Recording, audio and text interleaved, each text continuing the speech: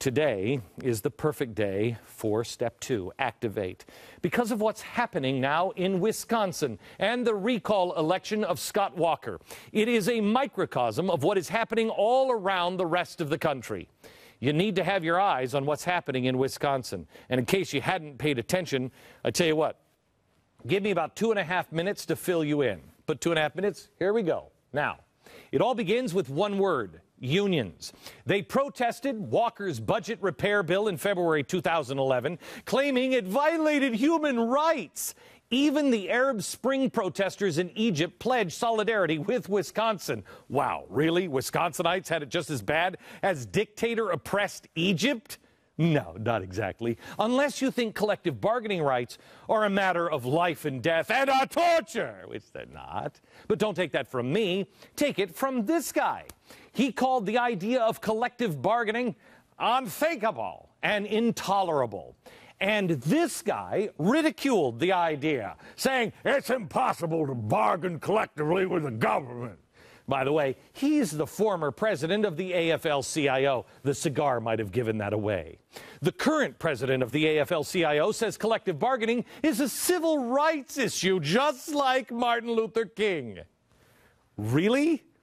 That? Against unions negotiating with politicians about how much taxpayer money they're going to take? Oh, the similarities are striking. Sort of like the similarities between, let's say, me and this guy. You can't even tell us apart. Unions swarmed the Capitol. Teachers were passionate about Wisconsin. I'm out here for my students. I would love to be teaching, yes, but I'm out here for their rights. She is. And oh, how those students cared about the issue. We're trying to stop whatever this dude is doing. Yes, whatever it is. And so they stayed and protested. Doctors wrote false sick notes so teachers could attend and not be punished. 14 Democrats childishly fled the state and hid in an undisclosed location, thus holding up the vote. Yet, the press repeatedly vilified Walker and lionized the unions and the Democrats. There's a war brewing, folks.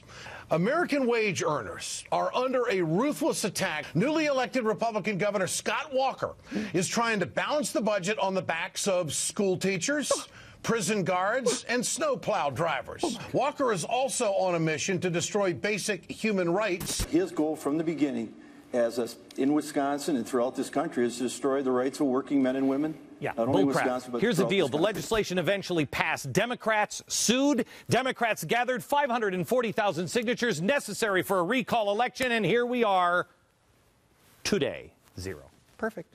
I'm just saying. They're voting now to save union roles. To save human rights. Yeah.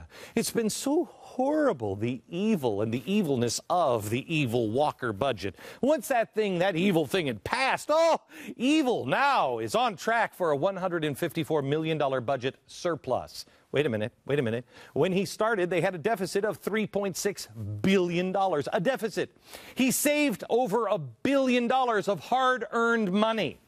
He increased hiring and business rankings. The national unemployment rate, by the way, is 8.2%. Wisconsin, it's horrible, 6.8.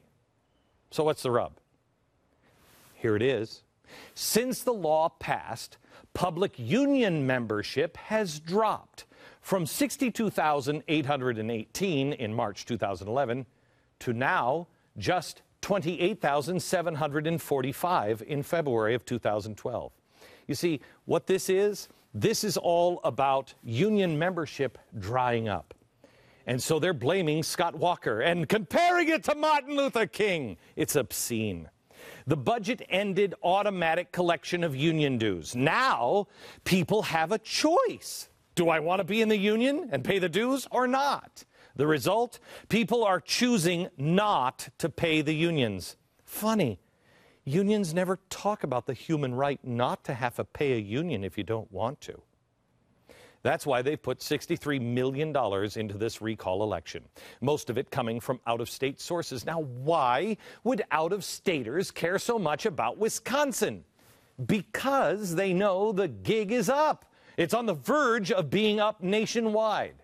Bill Clinton warned of the Republican message that'll come in a couple of days if Walker wins. He got it a little bit right. I can just hear it now, Wednesday. All those people that poured all this money into Wisconsin, if you don't show up and vote, will say, see, we got them now. We're finally going to break every union in America. We're going to break every government in America. We're going to stop worrying about the middle class. We don't give a rip whether poor people get to work their way into it. We got our way now. We got it all. Right. Divide and conquer works. Here's the deal. He's right. The first part, he's absolutely right. If he wins, it'll be like, remember in Star Wars? Yeah, remember when they're like, turn on the Death Star. No, don't do it, don't do it. Powering up. And the galaxy. I feel a disturbance in the Force. That's what we'll be saying on Wednesday. I feel a disturbance. It's like 1,000 union members all crying out at once. If the unions go down in Wisconsin, it will break their backs. Now, I could do more than just the Star Wars thing. We could go to Titanic if you'd like to see. I mean, in case that's not clear enough for you. Or, of course, you could do more than just Titanic. You could do, this is the part where the guy's face melts. Do you remember that? And the car is coming off the cliff. And, watch this one down here. This is great. This is like the hello, Wisconsin unions. Now, on a cautionary note, you never want to wound an angry bear. The unions, if Walker wins tonight, will not be done. They will be wounded. They will double their efforts. And you know what that means. Expect more thuggery.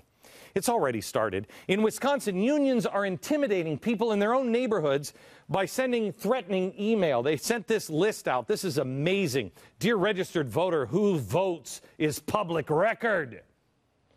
It's of people in your neighborhood that didn't vote.